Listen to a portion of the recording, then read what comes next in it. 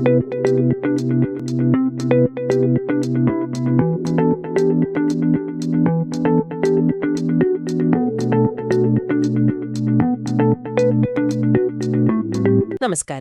ഇന്നത്തെ നമ്മുടെ ഈയൊരു ചർച്ച അഭിമുഖങ്ങളെക്കുറിച്ചാണ്. ഒരാളുമായി സംസാരിച്ച് വിവരങ്ങൾ അല്ലെങ്കിൽ അവരുടെ കാഴ്ചപ്പാടുകളൊക്കെ മനസ്സിലാക്കുന്ന ഒരു രീതി. ഒരു ഇന്റർവ്യൂ അതെങ്ങനെ നന്നായി നടത്താം, പിന്നെ അതെങ്ങനെ ഒരു നല്ല റിപ്പോർട്ടായി മാറ്റാം എന്നൊക്കെയാണ് ഇതിൽ പറയുന്നത്. അപ്പോൾ ഇതിന്റെ ലക്ഷ്യം എന്താന്ന് വെച്ചാൽ നിങ്ങളൊരു പത്രപ്രവർത്തകനോ അല്ലെങ്കിൽ ഒരു ഗവേഷകനോ അതുമല്ലെങ്കിൽ ആളുകളെ കേൾക്കാൻ താല്പര്യമുള്ള ഒരാളോ ആകാം. ഏതായാലും ഒരു സംഭാഷണത്തിൽ നിന്ന് പ്രധാനപ്പെട്ട കാര്യങ്ങൾ എങ്ങനെ എടുക്കാം, അതെങ്ങനെ മറ്റുള്ളവരുമായി പങ്കുവയ്ക്കാം എന്ന് ലളിതമായി മനസ്സിലാക്കുക. അതാണ്. നമുക്ക് തുടങ്ങിയാലോ? ആദ്യം തന്നെ ഈ ഗൈഡ് പറയുന്നു, അഭിമുഖം തുടങ്ങുന്നതിന് മുമ്പുള്ള തയ്യാറെടുപ്പ് അത് വളരെ പ്രധാനമാണെന്ന്. ആ വ്യക്തിയെക്കുറിച്ച് പഠിക്കുക, ചോദ്യങ്ങൾ ഉണ്ടാക്കുക എന്നൊക്കെ. പക്ഷെ എന്തിനാണ് ഇത്ര നിർബന്ധം? നമുക്ക് വെറുതെ പോയി സംസാരിച്ചു തുടങ്ങിക്കൂടെ? അത് നല്ല ചോദ്യമാണ്. ഈ തയ്യാറെടുപ്പെന്ന് പറയുന്നത് നമ്മൾ വെറുതെ ഹോംവർക്ക് ചെയ്തു എന്ന് മറ്റേയാളെ കാണിക്കാൻ വേണ്ടി മാത്രമല്ല. നമ്മൾ ആ വിഷയത്തെ ശരിക്കും ഗൗരവമായി കാണുന്നുണ്ട് എന്നവർക്ക് മനസ്സിലാവണം. അപ്പോഴാണ് ഒരു ആഴത്തിലുള്ള സംഭാഷണം നടക്കാൻ സാധ്യത കൂടുന്നത്. പിന്നെ ഈ മുൻകൂട്ടി തയ്യാറാക്കിയ ചോദ്യങ്ങളുണ്ടല്ലോ, അതൊരു വഴികാട്ടി മാത്രമാണ്. ഒരു സ്ക്രിപ്റ്റ് പോലെ കാണരുത്. സംഭാഷണം സ്വാഭാവികമായിട്ട് ഒഴുകിപ്പോകണം. അതിന് ഈ തയ്യാറെടുപ്പ് ഒരു ബേസ് തരും. പിന്നെ തുടക്കത്തിൽ ഒരു 1-2 മിനിറ്റ് വെറുതെ ഒരു സൗഹൃദ സംഭാഷണം, അതൊരു ഐസ് ബ്രേക്കർ പോലെയാവും. ശരിയാണ്. ആ ഒരു കംഫർട്ട് ലെവൽ ഉണ്ടാക്കാൻ അത് നല്ലതാണ്. ഓക്കെ, ഇനി അഭിമുഖം നടക്കുമ്പോൾ അപ്പോൾ എന്താണ് ഏറ്റവും ശ്രദ്ധിക്കേണ്ട കാര്യം? നന്നായി കേൾക്കുക എന്നാണോ? തീർച്ചയായും അതാണ് ഏറ്റവും പ്രധാനം. അഭിമുഖം ചെയ്യുന്നയാൾക്ക് സംസാരിക്കാൻ നമ്മൾ സമയം കൊടുക്കണം, അവസരം കൊടുക്കണം. നമ്മൾ ഇങ്ങനെ വെറുതെ തടസ്സപ്പെടുത്തിക്കൊണ്ടിരുന്നാൽ ശരിയാവില്ല. പക്ഷെ നമ്മൾ ശ്രദ്ധിക്കുന്നുണ്ട് എന്നവർക്ക് മനസ്സിലാവുകയും വേണം. ചിലപ്പോൾ ഒരു തലയാട്ടൽ മതിയാവും, അല്ലെങ്കിൽ ഒരു എന്ന മൂളൽ. ഇതൊക്കെ നമ്മൾ ശ്രദ്ധിക്കുന്നു എന്നതിൻ്റെ സൂചനയാണ്. അതുപോലെ പ്രധാനപ്പെട്ട ഒന്നാണ് അവർ പറയുന്നതിലെ ചില പ്രധാന വാചകങ്ങൾ, കീ ഫ്രേസുകൾ എന്ന് പറയില്ലേ, അത് അതേപോലെ കുറിച്ചെടുക്കുന്നത്. അതേപടി കുറിക്കണമല്ലേ? അതെ. കാരണം പിന്നീട് റിപ്പോർട്ട് എഴുതുമ്പോൾ ആ വ്യക്തിയുടെ യഥാർത്ഥ ശബ്ദം, ആ ഒരു തനിമ നഷ്ടപ്പെടാതിരിക്കാൻ അത് സഹായിക്കും. ഇതില് ടേപ്പ് റെക്കോർഡർ ഉപയോഗിക്കുന്നതിനെക്കുറിച്ച് പറയുന്നുണ്ട്. പക്ഷെ അതിനെ ഒരുപാട് ആശ്രയിക്കരുത് എന്നും. അതെന്താ അങ്ങനെ? എല്ലാം റെക്കോർഡ് ചെയ്താൽ പിന്നെ സുഖമല്ലേ? റെക്കോർഡർ നല്ലതാണ്, ഒന്നും വിട്ടുപോകാതിരിക്കാൻ അത് സഹായിക്കും. പക്ഷെ ചിലപ്പോ ഒരു റെക്കോർഡർ മുന്നിലിരിക്കുന്നത് സംഭാഷണത്തിന്റെ ആ ഒരു സ്വാഭാവികതയില്ലേ, അതിനെ ചിലപ്പോൾ ബാധിച്ചേക്കാം. ആൾക്കാർ കുറച്ചുകൂടി ഫോർമലായേക്കാം. പിന്നെ നമ്മൾ നോട്ട് എഴുതുമ്പോൾ തന്നെ കേൾക്കുന്ന കാര്യങ്ങളിലെ പ്രധാനം എന്താണെന്ന് അപ്പം തന്നെ നമ്മളൊന്ന് ഫിൽട്ടർ ചെയ്യുന്നുണ്ട്.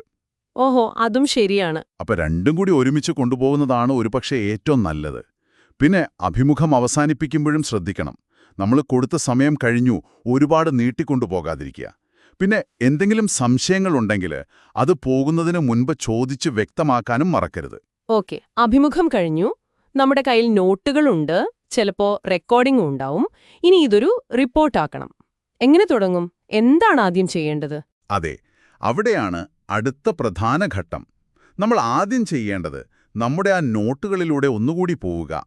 എന്നിട്ട് ആ സംഭാഷണത്തിലെ ഏറ്റവും ഇൻട്രസ്റ്റിംഗ് ആയ അല്ലെങ്കിൽ ഏറ്റവും പ്രധാനപ്പെട്ട ഒരു പോയിന്റ് കണ്ടെത്തുക.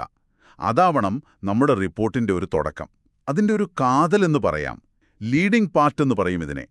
പിന്നെ വേണമെങ്കിൽ അഭിമുഖം ചെയ്ത ആളുടെ ഒരു സംസാര രീതിയോ ഒരു വ്യക്തിത്വമോ ഒക്കെ സൂചിപ്പിക്കാം.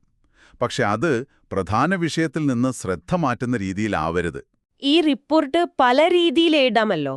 ചിലത് നമ്മൾ കാണാറുണ്ട്, ചോദ്യം ഉത്തരം അങ്ങനെ ഒരു രീതിയിൽ, ചിലതൊരു ലേഖനം പോലെ. ഏതാണ് കൂടുതൽ നല്ലത്? അത് ശരിക്കും ആ വിഷയത്തെയും അഭിമുഖം ചെയ്ത വ്യക്തിയെയും ആശ്രയിച്ചിരിക്കും. ചോദ്യോത്തര രൂപത്തിൽ എഴുതുമ്പോൾ ഒരു നേരിട്ടുള്ള സംഭാഷണത്തിന്റെ ഫീല് കിട്ടും. പക്ഷെ അതിനിടയിൽ ചെറിയ വിശദീകരണങ്ങൾ കൊടുത്ത് ഒരു ഒഴുക്ക് നിലനിർത്തണം. അല്ലെങ്കിൽ ഒരു ലേഖനം പോലെ എഴുതാം. അവിടെ ഈ പ്രധാനപ്പെട്ട സംഭാഷണ ഭാഗങ്ങളുണ്ടല്ലോ, അത് ഡയറക്റ്റ് കൊട്ടേഷൻസ് ആയിട്ട് കൊടുക്കുന്നത് നല്ലതാണ്. അത് വായനക്കാർക്ക് ആ വ്യക്തിയുടെ ചിന്തകൾ നേരിട്ട് മനസ്സിലാക്കാൻ സഹായിക്കും. ഏത് രീതിയാണെങ്കിലും നല്ലൊരു തലക്കെട്ട് കൊടുക്കാൻ മറക്കരുത്. ഈ പഠനസഹായില് 2 ഉദാഹരണങ്ങൾ കൊടുത്തിട്ടുണ്ട്. ഒന്ന് ഉമാ ശർമ്മയുടെ അഭിമുഖം, മറ്റത് മുൻ അമേരിക്കൻ പ്രസിഡന്റ് ജെറാൾഡ് ഫോർഡിന്റെ. ഉമാ ശർമ്മയുടെ കാര്യത്തിൽ പാരമ്പര്യവും പുതിയ പരീക്ഷണങ്ങളും വിമർശനങ്ങൾ, ഗുരുശിഷ്യബന്ധം ഇതിനെക്കുറിച്ചൊക്കെയുള്ള അവരുടെ ചിന്തകൾ ഒരു ചോദ്യോത്തര രീതിയിലാണ് കൊടുത്തിരിക്കുന്നത്. അതെ. അതേസമയം ജെറാൾഡ് ഫോർഡിന്റെ അഭിമുഖ റിപ്പോർട്ട് ശ്രദ്ധിച്ചാൽ അന്നത്തെ റീഗൻ സർക്കാരിന്റെ സാമ്പത്തിക നയങ്ങളെക്കുറിച്ചുള്ള ഫോർഡിന്റെ ഒരു വിമർശനാത്മകമായ അഭിപ്രായത്തിനാണ് പ്രാധാന്യം കൊടുത്തിരിക്കുന്നത്. അതൊരു വിവരണാത്മക ശൈലിയാണ്. ഇവിടെ ശ്രദ്ധിക്കേണ്ട ഒരു കാര്യം, പ്രത്യേകിച്ച് രാഷ്ട്രീയപരമായ കാര്യങ്ങൾ റിപ്പോർട്ട് ചെയ്യുമ്പോൾ വസ്തുതകൾക്ക് ഊന്നൽ നൽകി നമ്മുടെ സ്വന്തം അഭിപ്രായങ്ങൾ കലർത്താതെ നിഷ്പക്ഷമായി അവതരിപ്പിക്കണം. ശരിയാണ്. അതുപോലെ റിപ്പോർട്ട് എഴുതുമ്പോൾ ശ്രദ്ധിക്കേണ്ട ചില ഭാഷാപരമായ കാര്യങ്ങളും ഇതിൽ അവസാനം ഓർമ്മിപ്പിക്കുന്നുണ്ട്, അല്ലേ? ഈ അപ്പോസ്ട്രോഫി പോലുള്ള ചിഹ്നങ്ങൾ, പിന്നെ ആക്സെപ്റ്റ്, എക്സെപ്റ്റ് അങ്ങനത്തെ വാക്കുകൾ മാറിപ്പോകാൻ സാധ്യതയുള്ളത് ശ്രദ്ധിക്കുക എന്നൊക്കെ. തീർച്ചയായും. അങ്ങനെയുള്ള ചെറിയ കാര്യങ്ങൾ പോലും നമ്മുടെ റിപ്പോർട്ടിന്റെ ഒരു വ്യക്തതയും നിലവാരവും കൂട്ടാൻ സഹായിക്കും. ചെറിയ തെറ്റുകൾ മതി വായിക്കുന്ന ആൾക്കൊരു മതിപ്പ് കുറയാൻ. അപ്പോ ചുരുക്കി പറഞ്ഞാൽ, ഒരു നല്ല അഭിമുഖം നടത്താനും അതിനെ നല്ലൊരു റിപ്പോർട്ടാക്കാനും നല്ല തയ്യാറെടുപ്പ് വേണം. ശ്രദ്ധയോടെ കേൾക്കണം, പ്രധാന പോയിന്റുകൾ കുറിച്ചെടുക്കണം, പിന്നെ വ്യക്തമായി ഒരു ഘടനയോടെ അത് അവതരിപ്പിക്കണം. ഇതെല്ലാമാണ് പ്രധാനം. അതെ.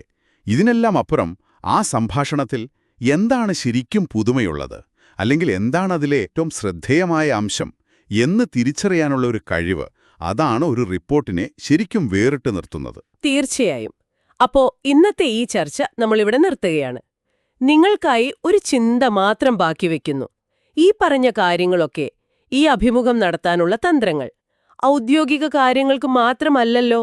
നമ്മുടെയൊക്കെ അഭാജ്യ ജീവിതത്തിൽ ചിലപ്പോ സുഹൃത്തുക്കളോടോ വീട്ടുകാരോടോ സംസാരിക്കുമ്പോൾ അവരെ കുറച്ചുകൂടി ആഴത്തിൽ മനസ്സിലാക്കാൻ ഈ കേൾവിയും ശ്രദ്ധയുമൊക്കെ എങ്ങനെ ഉപയോഗിക്കാൻ പറ്റും?